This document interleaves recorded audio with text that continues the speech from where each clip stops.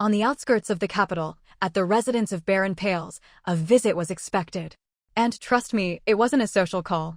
A flustered maid rushes in to announce the guests, but her mistress, Lady Luna, just calmly soothes her, insisting everything is under control. Heading for the door, Luna smirked to herself. Finally.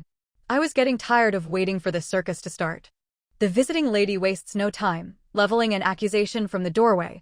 Since you've been ignoring us, we came to have a word with you ourselves. In response to Lady Florey's jab, Luna retorts with icy calm, "You're right. It has been a while, hasn't it?"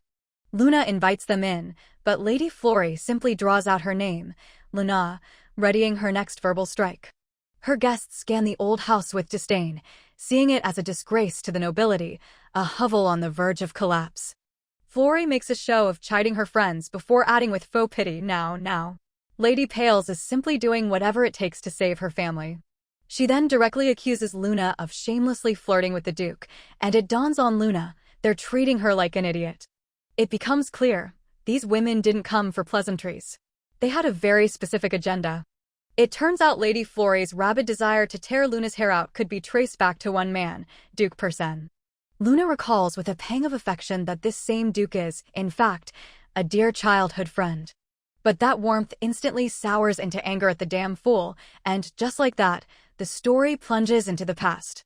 She was born into the family of Baron Pales, a house infamous throughout the empire for its abject poverty. Her family was so poor that the hallways were kept dark for want of candles, making it easy to take a nasty tumble. After one such fall, her worried family would rush to her side, her mother tenderly asking if she was all right. She remembers it clearly. Thanks to her loving parents and kind servants, her childhood was a happy one nonetheless. She didn't have money, but she wasn't miserable. Alas, that childhood bliss was short-lived. The major shift in her life began with her social debut, where she was instantly identified. The high society vultures immediately began to tear apart her old dress, her character, and her so-called unladylike behavior. Rumors began to slither through high society. Lady Pales was shamelessly obsessed with the Duke, all in a desperate bid to save her family. Whispers of her arrogance started right behind her back, and just like that, humiliating rumors began to spread, born from nothing. Soon, the malice of her detractors targeted her entire family. Their servants were injured in a fire, and their carriage was destroyed. The tragedies came one after another, even their horse was poisoned. Luna, in despair, couldn't understand it. Why are they doing this to us? She was screaming in her mind, desperate to know what her family had done to deserve such suffering, when her maid's voice snapped her back to the present. Her maid, Lola, hesitantly brought a strange letter to her mistress. Luna, intrigued, asked what the matter was. Upon opening the message, she was so shocked she couldn't utter a single word. In the letter, written in what looked like blood, was a crude death threat: "Back off from Persen, or you will be killed." The horror of it all struck her with such force that it triggered a long-forgotten, yet crucial, memory. She remembered that she was the villainess of a novel, fated to die as a mere side character. Realizing she had been reincarnated as the villainess, Luna could at least finally understand the root of all this hostility. She recalled that the cause of all her misfortune was the novel's heroine, Syra, a girl the original Luna had been fiercely jealous of. She hadn't just envied her status as the protagonist, but also the fact that she was Persen's girl, the one everyone rushed to protect. Syra's friends had even murdered Luna, staging it to look like an accident. The novel had called it a just end. And here they were, furiously accusing her of intimidation, while she fumed silently. If I'd actually done any of it, I wouldn't even be offended. Florey reluctantly falls silent, and Luna seizes the opening, proposing they finally clear the air. With an angelic smile, she declares that she has no interest in the Duke, then adds with a sharp edge to her voice, "Is that clear?" While Florey sputters in disbelief at this lie, Luna adds with utter contempt that she considers that person a piece of shit. In response to their threats to tell the Duke everything, Luna just nods calmly and asks them to pass along another message for her. 40. She declares she'd rather get involved with the ruthless maniac, Auntess Vincent, than ever be with the Duke. Looking at her guests' gobsmacked faces, Luna thought with a flicker of satisfaction there. That should finally get them off my back. She politely shows the humiliated Florey and her entourage to the door, all of whom are mentally branding her a lunatic. She's completely insane. Flory storms out, vowing revenge, but the moment the door clicks shut, Luna's calm facade shatters. She, too, is seething with rage. Talking was a waste of time. She decides there's only one path left, and she blames that idiotic man for all of it. And so, her decision is made. She wants nothing to do with troublesome main characters like Persen. They aren't worth the headache. In a scathing letter, she called him a piece of shit and ordered him to forget she ever existed, leaving the man in a state of utter shock. And while the protagonist reels from the rejection, Luna knows that while these official visits might stop, the unhinged antics of his fangirls certainly won't. It suddenly dawns on her that she and Saira are two sides of the same coin. For every darling of the masses, there must be a villainess to despise. If that's the case, she'll just have to live this life on her own terms. And to survive, she only needs one thing. And that one thing she needs is, of course, money. Lots and lots of money. She lets out a villainous little chuckle. If she can just get her hands on that parchment, the opportunity to make a fortune will be right at her fingertips. Realizing how crucial this is, tired as she is, she resolves that the first order of business is to tell her father everything. Her plans are cut short by Persen's sudden arrival. Both are so shocked they can only stammer incoherently at each other. He's beaming like an idiot and says her name. Luna's response is a furious shriek. She can't fathom what he's doing here. Did they not pass on the message that she has zero interest in that piece of shit? Furious, she demands to know why the hell he dragged himself here when she'd made everything perfectly clear. He just stammers something about her letter. To her absolute astonishment, Persen declares with delight that her letter was an excellent joke. It hits her. It's not just that he can't communicate, he's even more of an imbecile than he was in the novel. A total train wreck. Ever since she regained her memories, she's been avoiding him with every fiber of her being, but all her efforts have gone down the drain. He stubbornly kept chasing after her, genuinely believing she adored hide-and-seek and was just playing a game with him. She was screaming, "Get away from me," in her head, but the moron interpreted her every move as a coy sign of affection. Cursing the author for creating such an idiot, she nearly snaps at her father when he notices how on edge she looks. Her father gives the Duke a warm welcome, and the Duke returns the greeting just as cheerfully, sparking a flicker of suspicion in Luna. Her dad is thrilled by the visit from his daughter's only friend, and Persen nods enthusiastically. "Luna is my dearest friend." She thinks about her father, a gentle soul, a good reputation. He's a good man, but there's a catch. Her father has one fatal flaw: his trusting nature makes him a complete disaster when it comes to business. Her dad naively dismisses all the rumors as a simple misunderstanding. Luna realizes he's almost as dense as Persen. That's why he doesn't run his own business, but instead toils away for the Duke's family. There's nothing she can do about this weakness of her father's.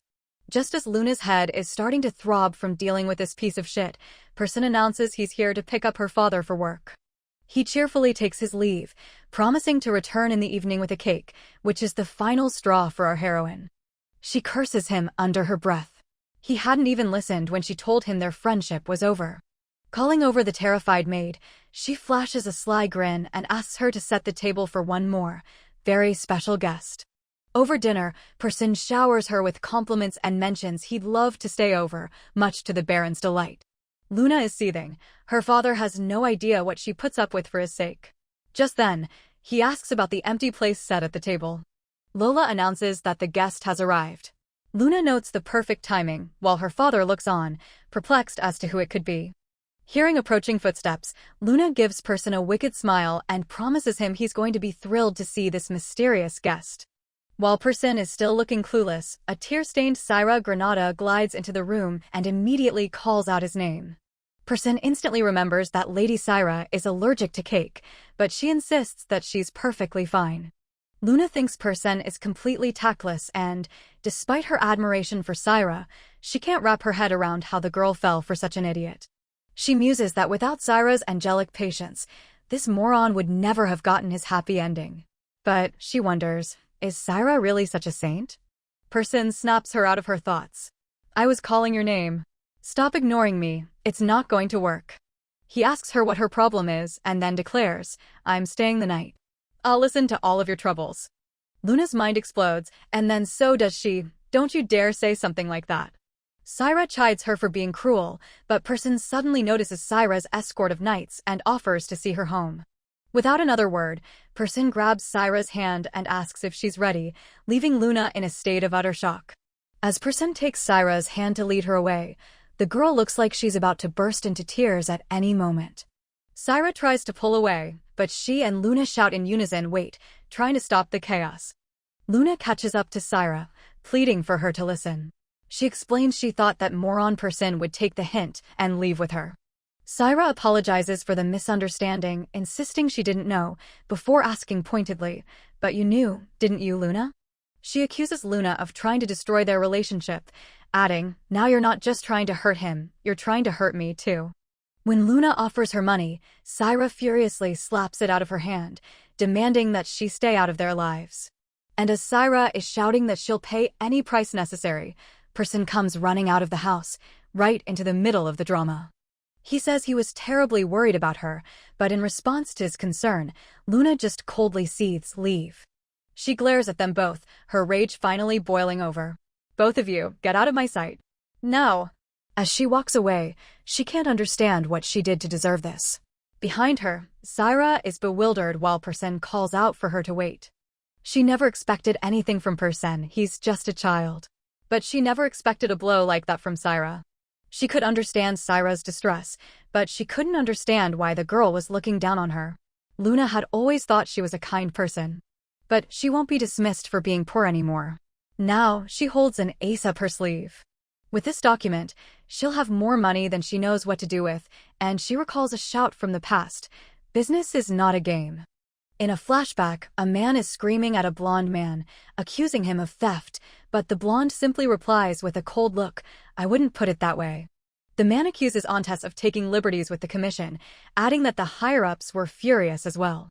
He threatens Antes, telling him he'll live to regret this, but the blonde man just thoughtfully savors the word regret.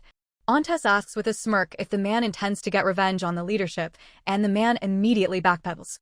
A bodyguard appears out of nowhere and brutally beats the man, demanding, "Just who the hell do you think you are?" As the terrified man scrambles away, the bodyguard informs Antes that a certain noble lady is looking for him. Antes hears the name Luna Pales and thinks with a flash of annoyance, of course, she's involved with that guy.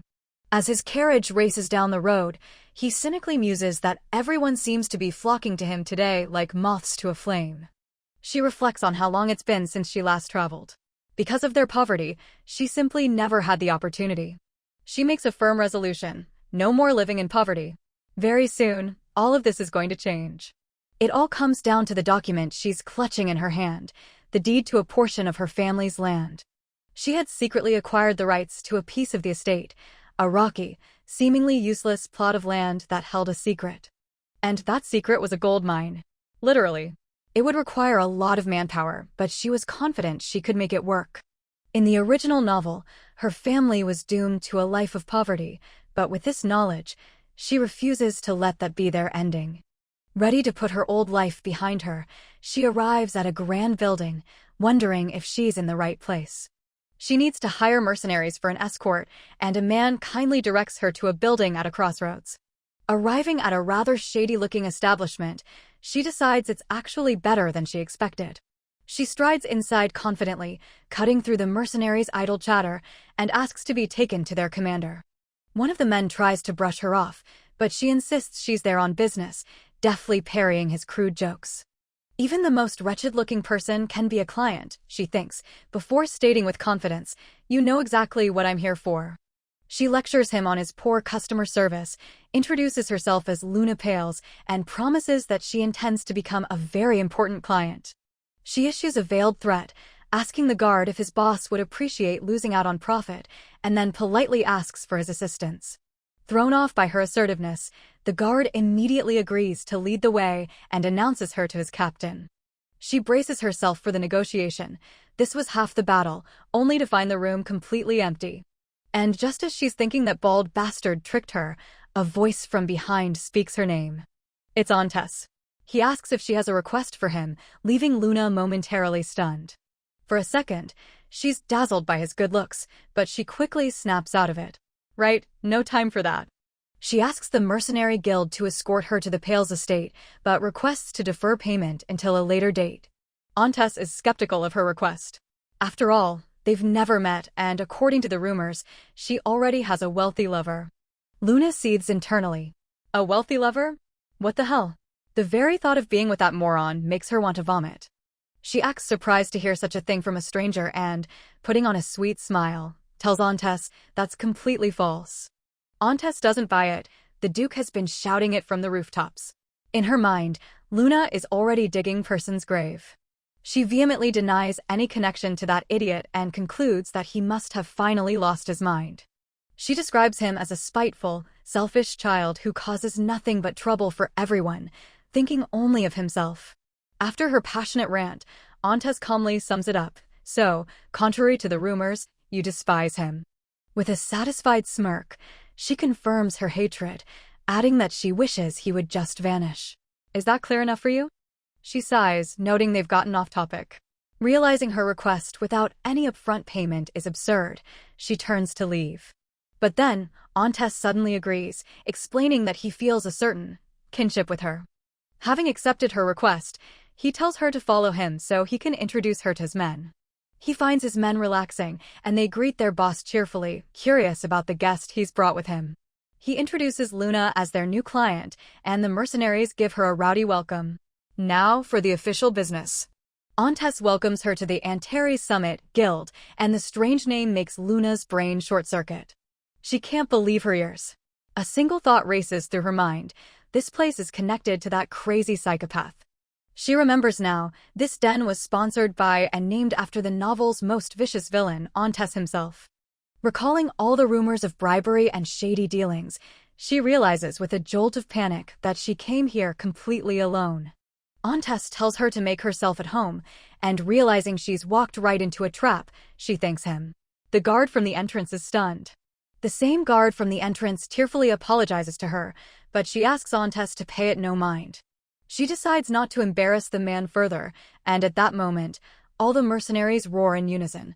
For us, nothing is impossible. They continue to bellow for her to put her trust in them, but the sheer intensity of it all makes Luna feel completely out of her depth.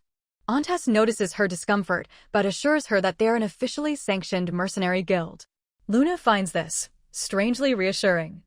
She decides to just ride out this circus and, under no circumstances, get any more entangled with this crew. 3 hours after that resolution, all the mercenaries are loudly and cheerfully getting drunk to the health of Lady Pales.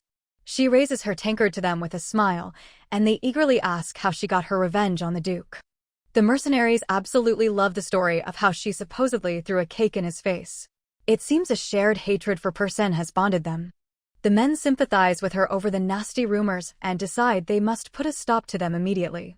Antes approaches her and asks with a smirk, "So, are my men as bad as you first thought?" She admits it's been a long time since she's received such a warm welcome, to which Antes replies that they simply recognized a kindred spirit in her. Come to think of it, she realizes, they all warmed up to her immediately after her fiery rant about Person. She's starting to understand them if they have their own beef with Person, but Antes interrupts her train of thought, noticing her stare. After her flustered denial, Antes admits his mistake, and Luna says there's something she's curious about. Antes gives her permission to ask anything, and she thinks about the one thing she just can't seem to figure out. In the midst of this warm atmosphere, she hesitantly begins her questioning, addressing Antes directly. She asks him outright why he's speaking to her so informally, which sends the entire room of mercenaries into a stunned silence. The mercenaries panic and try to shut the topic down, while she looks on, bewildered. Is that really how you speak to someone you've just met? He admits his impoliteness, but claims he's no good at formal speech and suggests they continue speaking informally. His proposal leaves Luna stunned while the mercenaries immediately protest. Too bad, she thinks. And why not, he asks, promising with a smile that in exchange, he'll grant her any single request she has. She flushes, admitting to herself that from the moment she saw him, she thought he was handsome, almost on par with the protagonist. But she doesn't like this feeling. He's too brazen, too suspicious. A heavy silence falls over the room. Antes guesses that she still doesn't trust him, and Luna decides to make a counter-proposal. To earn her trust, he offers her the guild's ultimate guarantee, an official imperial assurance. She is utterly floored. She can't believe that a place this shady could produce a document from the emperor himself. It turns out to be an incredibly expensive insurance policy from the palace, one that guarantees the imperial family will personally cover any and all damages. When she asks him why on earth he would offer that, Antes just smiles and says he simply wants to continue speaking with her informally. His answer leaves both Luna and the mercenaries completely baffled. Meanwhile, the scene shifts to the Duchy of Rodrian. There, Persin learns that Luna has gone away to get some rest, and his aide guesses she's likely taken off to the Vincent estate. He doesn't know when she'll return and genuinely can't figure out what she's planning, insisting that they were so close. Despite his aide's assurances, he's terribly worried about her and, without a second thought, summons a servant. He orders the carriage to be prepared at once, having made the brilliant decision to set off immediately. He puzzles over her strange behavior, reminiscing about warm moments between them that, in reality, exist only in his imagination. He frets about how she seems to be angry with him more and more often, and he just can't understand why. And then, a truly terrible thought strikes him. His terrible suspicion is that she must be secretly planning a surprise party for him. There's just no way Luna could possibly hate him. He confidently concludes that they are the best of friends, while, on her journey, Luna is feeling distinctly uncomfortable. Suddenly, a wave of nausea hits her, and Antes is instantly there to steady her, worried by how pale she's become. She explains that for a moment, she felt as if Persen was nearby. Antes offers his sympathies before introducing her to the inspector from the palace. She politely introduces herself to the inspector, still finding it hard to believe they've truly received the backing of the imperial family. On the way, she muses that they've only brought trusted men along, which makes his request to speak informally all the more strange. Realizing it would be awkward to travel with a nameless companion, she decides to rectify the situation and asks him his name outright. She suggests calling him General, to which he playfully responds that it will make them feel more like colleagues. Irritated by his evasiveness, she tells him so directly, with no idea what's actually going through his mind. His reaction only confirms her suspicion that he's a very strange character, and she starts to worry about the safety of their expedition. Once they arrive at the site, Antes teases her, asking if her grand plan is to simply collect pretty rocks. She declares her intention to dig into the mountain with a vengeance, but Antes skeptically asks if she's sure she knows what's buried there. She confidently lays out her plan. Today, they'll conduct test digs, followed by full-scale mining with hired labor. She encourages everyone to get started on the exciting manual labor, and they work their tails off until sunset. Suddenly, a pickaxe strikes something hard, and upon seeing a brilliant gleam, the shocked mercenaries yell for their general. In a wild frenzy, the mercenaries start shouting that it's a massive gold mine, one that will make her the richest woman in the empire. She recalls that in the original story, she sold this very mountain. But now, her life is about to change for good. She rejoices, knowing this is the end of her suffering. Even Antes seems impressed that they actually struck gold. He remarks that the ore is remarkably pure, top-grade quality, and that a find this large requires no further verification. He understands why she's gone pale and immediately warns her that a treasure like this can make people stab you in the back. She's confident that since the crown is backing their expedition, no one will dare leak the news, a sentiment that brings the mercenaries to tears of touched loyalty. She promises everyone a hefty bonus once the work is done, and the mercenaries roar with enthusiasm that there are absolutely no objections. After sorting things out with the men, she feels an overwhelming wave of exhaustion and thinks about the one problem she still has left. She asks Antes if their deal will be over once the mining is complete, but he gives her a cryptic and evasive answer. His answer throws her off, but Antes clarifies that he is talking about their contract ending after the mining operation concludes.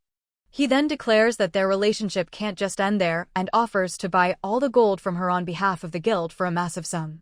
She finds his offer incredibly tempting, since a deal like this would help her secure the favor of the imperial family. Knowing that making a deal with him is like walking into the lion's den, she weighs her options and ultimately agrees. Antes says he has one condition. Meanwhile, Syra arrives at the Rodrian estate, only to find Persen is not there. She tells the butler they had an appointment, but he can only apologize, explaining that the master left without any prior notice. The butler explains that his master left in a hurry on very urgent business, which makes Syra pause and consider his words. She wonders with a nod of anxiety if it's happened again, and if his urgent business has something to do with Luna Pales. The butler's inner devil argues with his angel, suggesting he just tell the truth, since Lady Granda will figure it out eventually anyway. But his angelic side protests that they can't wound her pure heart. For the master's sake, they have to deny everything. The angel panics that this will ruin the engagement and they'll all be fired, and promptly knocks out his opponent with a single punch. His decision made, the butler confidently lies to Syra, assuring her that his master's departure has absolutely nothing to do with Lady Pales this time. She accepts his words, but confesses that she was starting to have her doubts about Person, since he spoke of Luna so often. She starts to blame herself. After all, she was the one who proposed marriage, and now she's constantly tormented by anxiety over Lady Pales. She's terrified that Luna will steal his heart, but the butler reassures her that she is his one and only, his beloved fiancé. The butler chalks his visits up to paying respect to an old friendship, and Syra, accepting this, decides to take her leave. The butler sighs that at this rate, he'll never live to see retirement, and he can't understand why his master keeps putting him in these positions. Meanwhile, Antes and Luna are drafting the contract. He starts with the payment clause, factoring in her conditions. When she sees the final sum, she's internally freaking out but puts on an air of someone who is expecting exactly that amount. He lists the conditions, the last of which is an advance payment, and informs her he'll prepare the check now. He hands her an envelope with the advance payment. After confirming her imminent departure, she is internally ecstatic over the enormous sum of money. Antes asks if she's arranged for a carriage and, seeing her predicament, offers her the use of their transportation. She tries to refuse, insisting there's no need, but he's quick to remind her of her own words about being partners. He wonders if perhaps that's why he feels an ever-growing desire to accommodate her and help her in every way. His words and his intense gaze make her terribly flustered, and she quickly says her goodbyes. He replies that he's also looking forward to seeing her again soon. He thinks to himself that being around her is damn entertaining, just as she hesitantly calls out his name again. His men are surprised by his generosity, but he explains that for the owner of a gold mine, they need to show a bit of class. He notes that their initial rudeness nearly cost them the deal. While his men admire his foresight, he admits to himself that he's been acting differently around her. He thinks that contrary to the rumors, she's level-headed and calculating, but not heartless. She's more like a merchant than a noble lady. And yet, he can't forget her furious rant about what a self-righteous moron Person is. He finds himself incredibly curious about what really went down between them. The image of her fury is seared into his mind. He admits to himself that while he was just playing along to make a good impression, he's become far more interested in her than he ever intended. He muses that perhaps Person can be useful after all, since he's the reason he met Luna. Just then, he's informed of a visitor. The guard says it would be best if the visitor didn't run into the lady, so he's been sent around to the back entrance. Antes understands immediately. The visitor is, of course, Person. Antes sarcastically remarks that only he would have the nerve to barge in uninvited, but Person just snarls back. Antes asks him outright what he's doing here. He figured Person wouldn't dare show his face again after brawling with his men. Person demands that Antes stop playing games and tell him the truth, claiming he already knows everything anyway. He furiously demands to know where Luna is, accusing Antes of making her disappear, but Antes just plays dumb. Person declares that she only made it here because of him and demands that they bring his Luna to him at once. Antes says that her feelings on the matter are now crystal clear and informs Person that, for the record, she can't stand the sight of him. He asks rhetorically why else she would have come to him, but Person calls it a lie and accuses him of tricking her. Person rages, demanding to know what he's done with Luna, but Antes only gives him an enigmatic smile in return. Growing tired of the shouting, Antes decides to give him an answer and declares that he and Luna have entered into a special relationship. Seeing the shock on his face, Antes presses on, using carefully chosen, ambiguous words to hint at a fabricated intimacy between him and Luna. Person refuses to believe it, but Antes scoffs at him, expressing his doubt that Luna could ever be interested in someone like him. Person screams that she was supposed to be with him, not some psychopath, to which Antes just gives a cold, dismissive chuckle. Person accuses Antes of using dirty tricks, insisting Luna would never say such things, and draws his sword to defend her honor. He furiously declares that he won't let this stand and, by all appearances, prepares to attack. Antes coldly asks who gave him permission to wave his sword around in here and warns him to stop spouting nonsense. With his bare hands, he shatters Person's blade and says that now, he'll have to show him who the real psychopath is. The terrified Person flees, shouting threats over his shoulder. Antes thinks about how pathetic the man is and what kind of rumors this will start. A guard rushes in at the commotion, and Antes orders him to disable Person's carriage so he can't get away. He announces he's heading to the capital. When asked about the sudden rush, he replies that he simply needs to deliver some documents to a client. The guard's words seem to trouble him slightly, and he thinks with anticipation about his upcoming meeting with Luna Pales. Meanwhile, in the capital, the society ladies are gathered for tea, discussing the latest juicy gossip and other nonsense. Lady Flory immediately jumps in, asking with great interest if they've heard about the latest Pales family scandal. Flory's friends discuss with irritation how Luna has pulled another one of her stunts, this time inviting Syra herself to dinner. They figure that since Person will be there to show off their friendship, they should also go to support poor Syra. While Flory rallies her troops for battle, Luna is thanking her driver, completely unaware that her enemies are already sharpening their knives. Her new guard informs her that his orders are to protect her at all costs. She decides her first order of business is to get a gift for her father.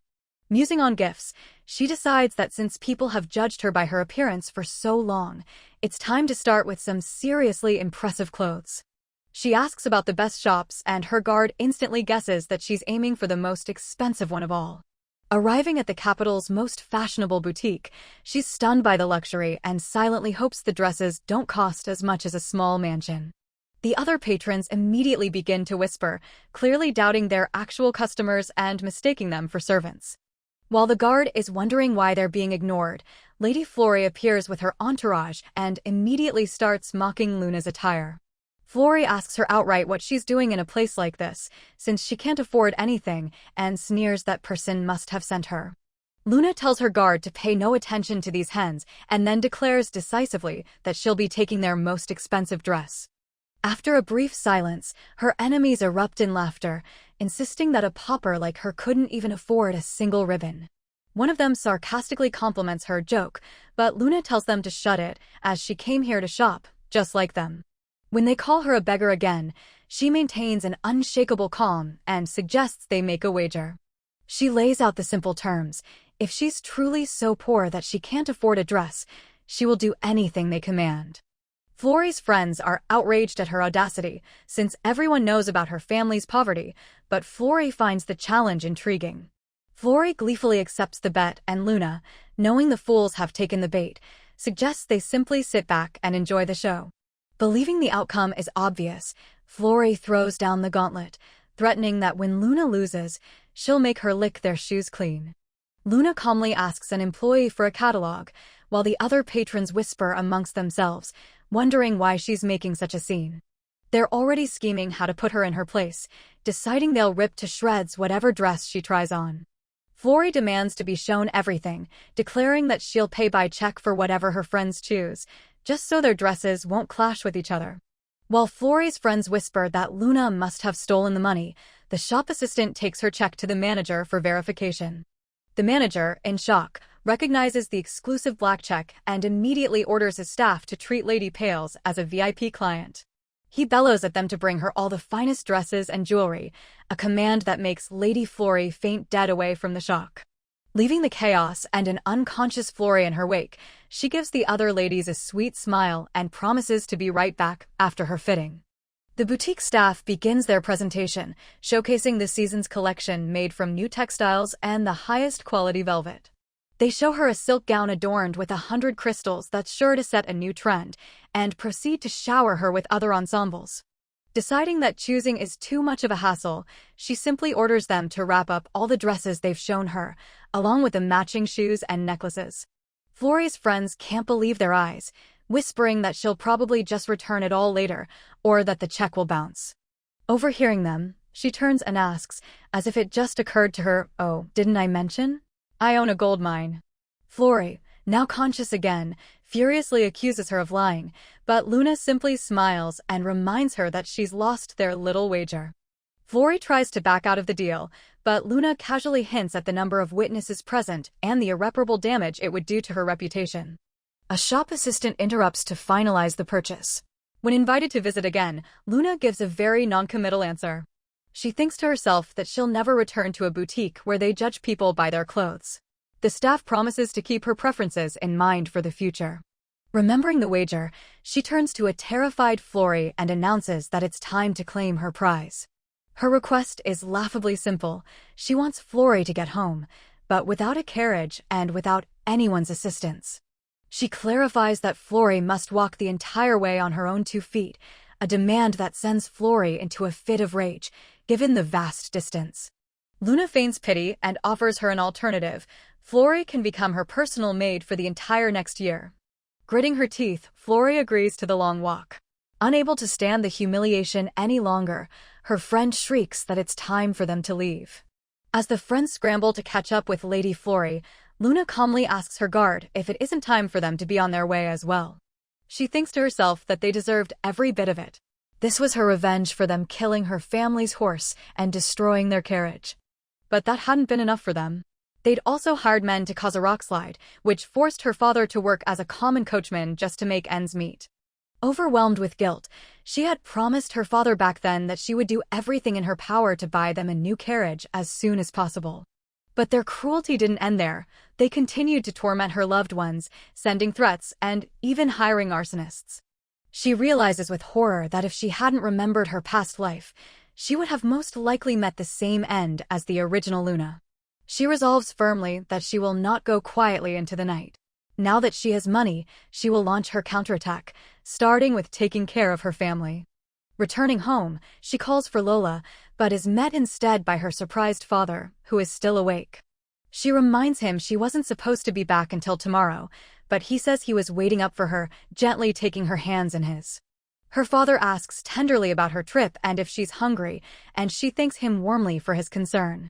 She explains that she simply finished her business earlier than expected, and then, out of the blue, she asks her father to stop working. Her father panics, asking if she's fallen ill to be talking such nonsense, but she calmly reassures him that's not the case.